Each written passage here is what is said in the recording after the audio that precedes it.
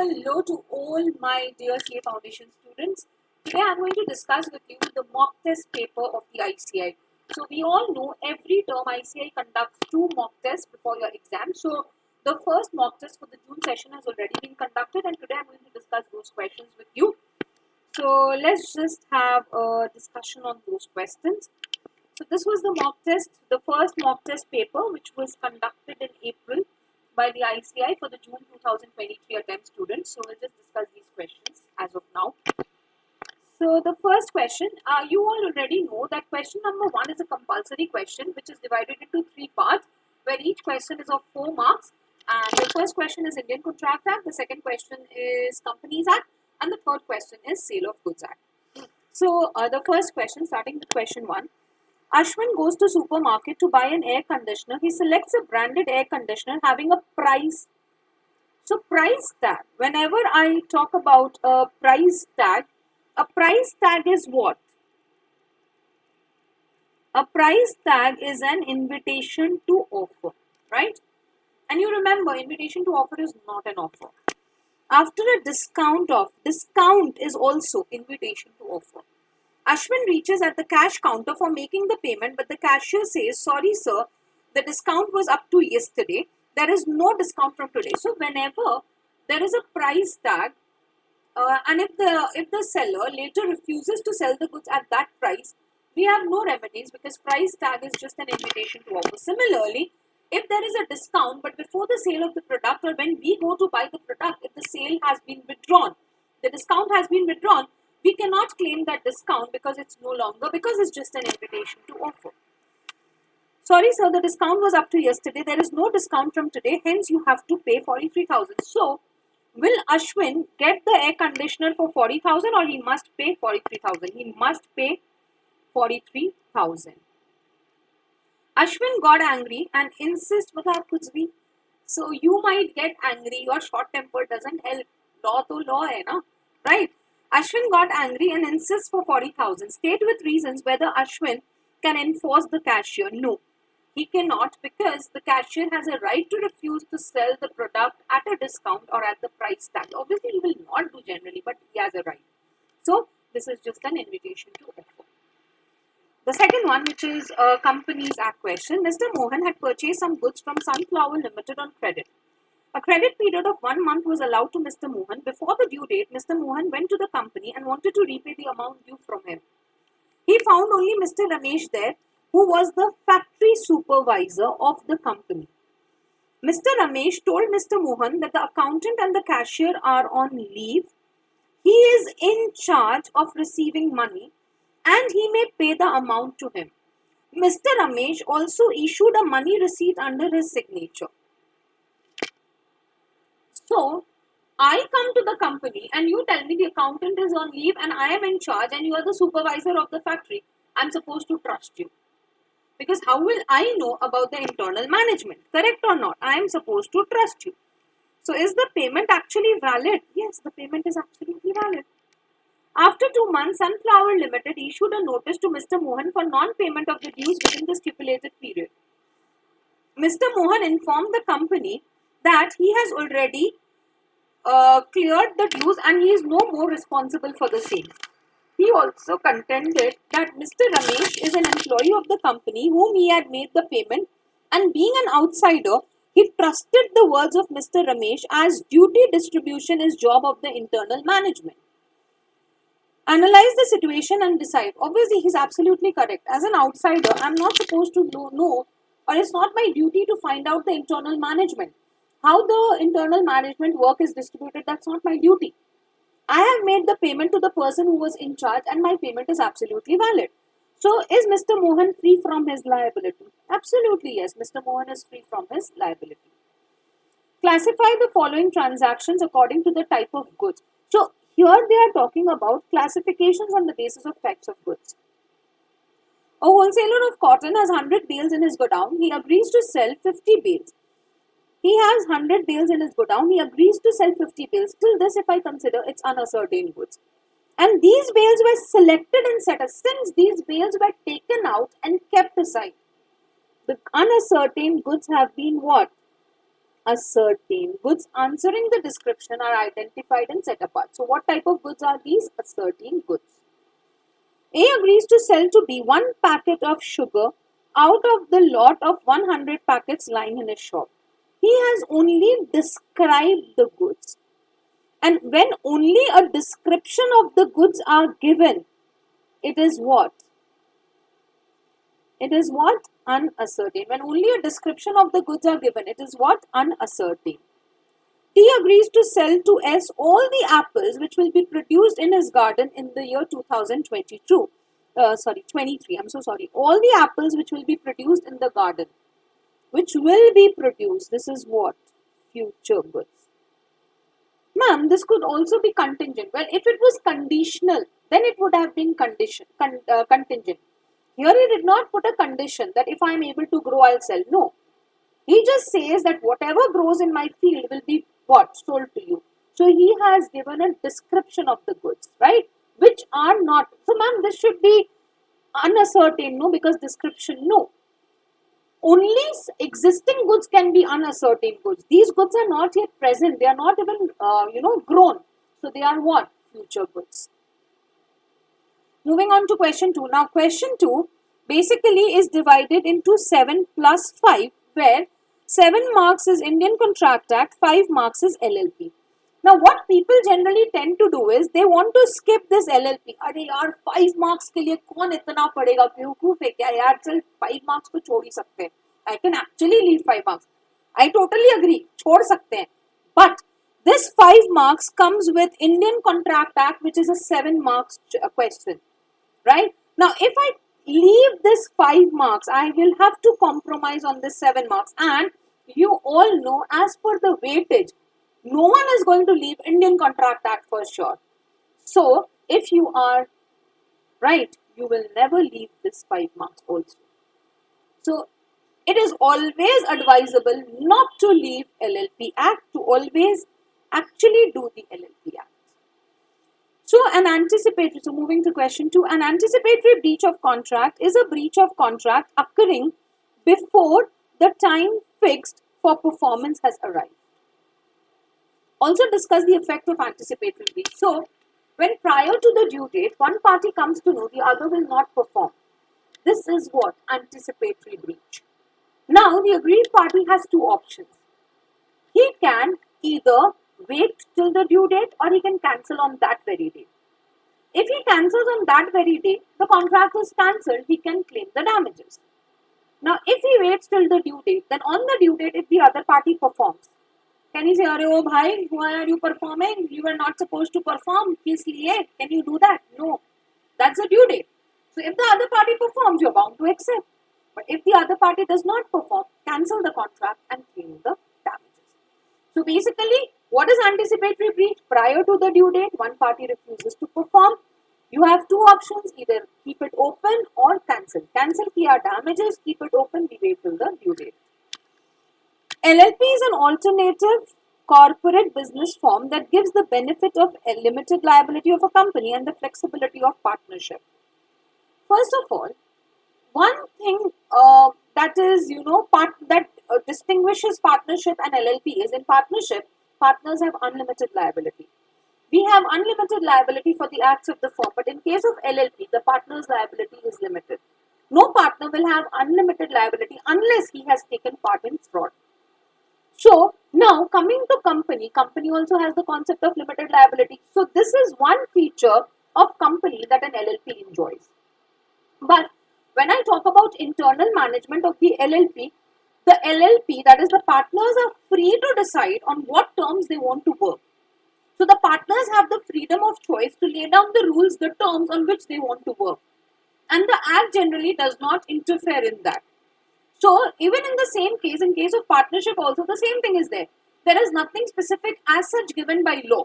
The partners are free to decide on what terms they want to work on. So that flexibility is also enjoyed by LLP. So they enjoy the benefit of limited liability which is given to a company, and they enjoy the flexibility of which is given to a partnership. Moving on to the next question, whether a minor may be admitted in the business of partnership firm. Well, when we talk about a minor, a minor does not have any contractual capacity. So when a minor does not have any contractual capacity, if a minor makes a contract, it was held in the case of Moiri Bibi versus Dharmodas Ghosh that an agreement with a minor is what? An agreement with a minor is void. So when we talk about an agreement with a minor, it is void. So if I take a minor as a partner, it's void. Also, minor can never have unlimited liability. However, Section 30 of the Partnership Act says that a minor can be admitted to the benefits of the firm. That is, he can be a beneficiary of the firm. Now, when he becomes a beneficiary, what are the rights of the minor? When he becomes a beneficiary, what are the rights of a minor? First, he's a beneficiary, so obviously he should get his benefits. So the first right is he has a right to get his share of benefits. Second, if you don't, if I want, I'll go into the if you don't next. If I want to check if a minor, I'm not a minor, sorry. So if a minor wants to check the books of accounts, he has a right to check, inspect, and copy the accounts of the firm. And if minor is not given his share, he's joined as a beneficiary, so he's supposed to get his benefits. Now, if the minor does not get his benefits, he has a right to sue the other partners for his share. But here there comes a condition. If you want to sue your other partners, you have to sever all your connections with the firm. That is, cut off all your connections with the firm. When he becomes a major, now you are a major, you cannot continue as a beneficiary. Either become a partner or leave the firm. Within 6 months from the day he attains majority or the day he comes to know he was a beneficiary, whichever is later, he has to give a notice of whether he wants to become a partner or not. And if he fails to give notice, he automatically becomes the partner of the firm. So moving on to the next question, Mr. Gaurav and Mr. Vikas entered into a contract on the 1st of July, according to which Mr. Gaurav has to supply 100 tons of sugar to Mr. Vikas at a certain price strictly within a period of 10 days. So here they have specified very clearly that the contract needs to be performed within this period of time. Mr. Vikas also paid an amount of 70,000 towards the advance as per the terms of the above contract. The mode of transportation available between their places is roadway only. There is only one mode of transport, that is roadway. Severe flood came on 2nd of July and the only road connecting their place was damaged. So the only road was damaged. Can we say this is supervening impossibility? Yes or no? After the contract is made, it becomes impossible to perform. Right? After the contract is made, it becomes what? Impossible to perform. This is what? Supervening impossibility.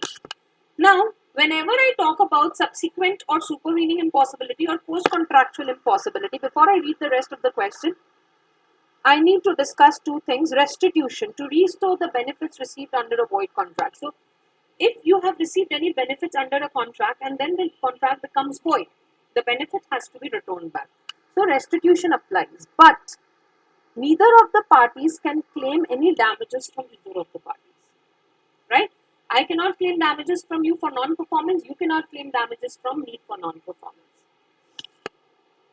So, the road was damaged and could not be repaired within 15 days. Mr. Gaurav offered to supply sugar on 20th of July, for which Mr. Vikas did not agree. Can he refuse? Can he refuse? Yes, he can refuse. Why? Because in the contract, he very specifically mentioned that I want the goods within a period of what? Within a period of 10 days. He can refuse because he very clearly mentioned that I want it within 10 days. Then, on 1st of August, Mr. Gaurav claimed compensation of 20,000 from Mr. Vikas for refusing. So, can you claim damages or compensation? No. Neither of the parties can claim the damages or compensation. On the other hand, Mr. Vikas claimed the refund. Can he claim the refund? Yes, restitution applies. Can he claim the refund of 70,000? Yes, he can. So, moving on to the fourth question. Explain any 6 circumstances in detail in which a non-owner can give a better title. So, basically, non-owner, when we talk about non-owner, the general rule is what? Nemo, dat, quod, non-habet. Right? No one can give what he has not got. If I don't have the ownership of the goods, how can I transfer it to you? लेकिन law में क्या होता है लोचा. अभी please exam में don't go and right law में क्या होता है लोचा. ठीक है, but you know in my class if you से the law word, it's punishable. Anyway, law में क्या होता है, लोचा. So there are cases where a non-owner can sell the goods and the sale is absolutely valid. The first one, sale by a mercantile agent. So when a mercantile agent acting in the ordinary course of the business has, see, they have given here, so they have given in detail. Even if they don't say write in details, you're supposed to write in details. You cannot just give the headings. You cannot just give the headings, right? So when a mercantile agent acting in the ordinary course of the business has the possession of the goods with the consent of the owner, sells it to a bona fide purchaser, the sale is valid. Sale by a person, sale by one of the joint owners. When a person has the possession of the goods, when one of the joint owners has the possession of the goods with the consent of the other joint owners, sells it to a bona fide purchaser, the sale is valid. The third one, sale by a person in possession under a voidable contract. When a person has the possession of the goods under a voidable contract and before the contract is cancelled, sells it to a bona fide purchaser, the sale is valid. Sale by estoppel.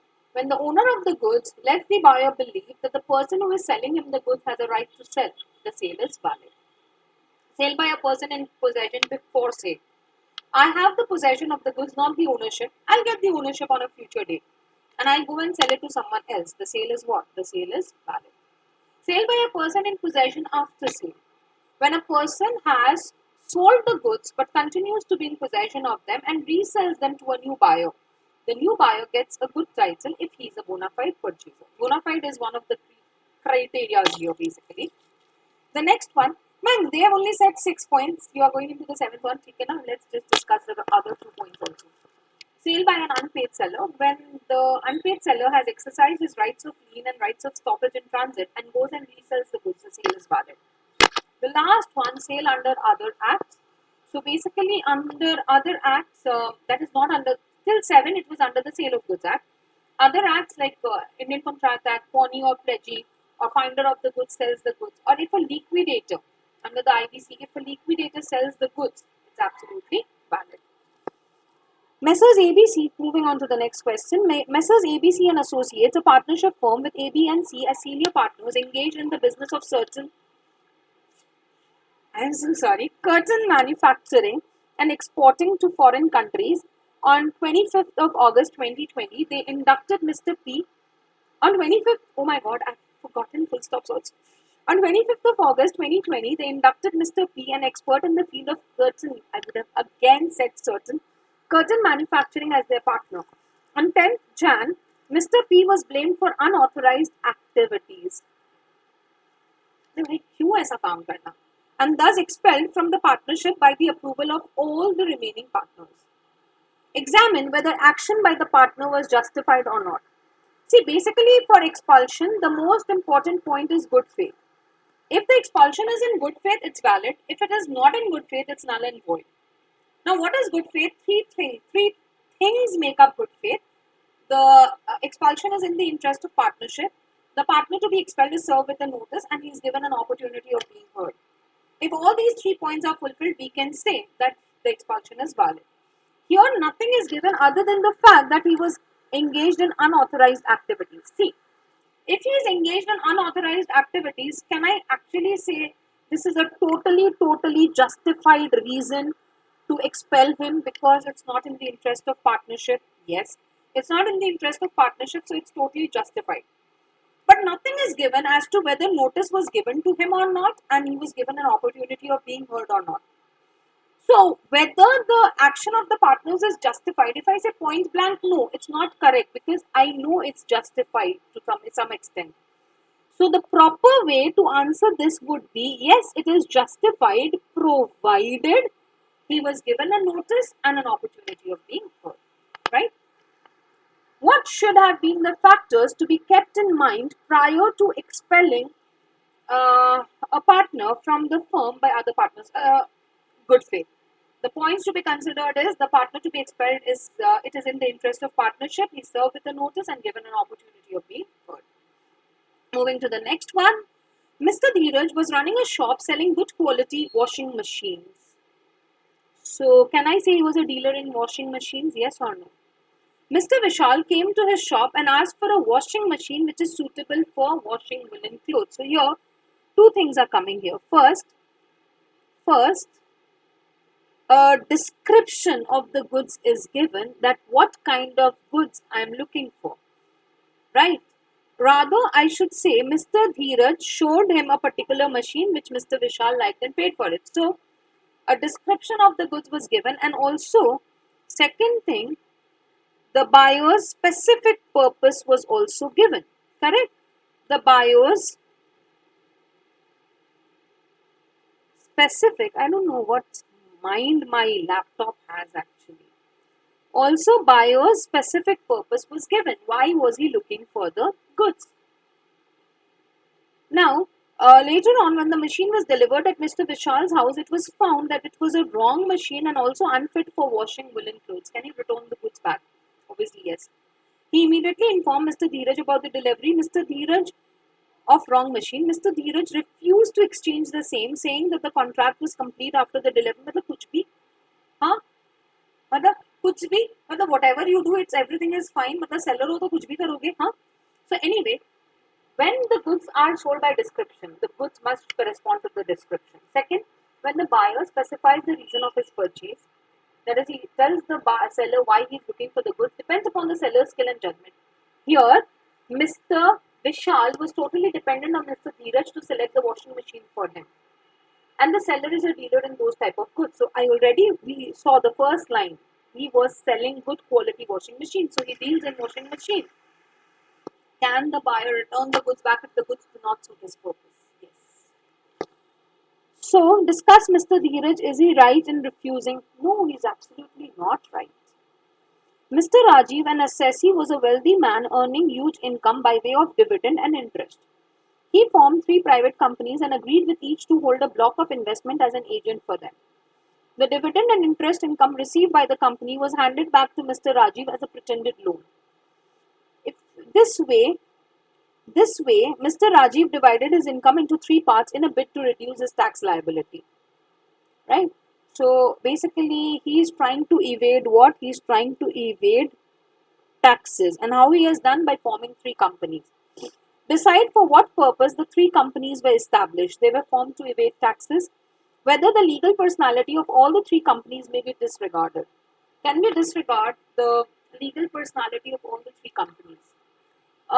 If you remember, we had this same case. So basically, this question is about lifting of corporate veil.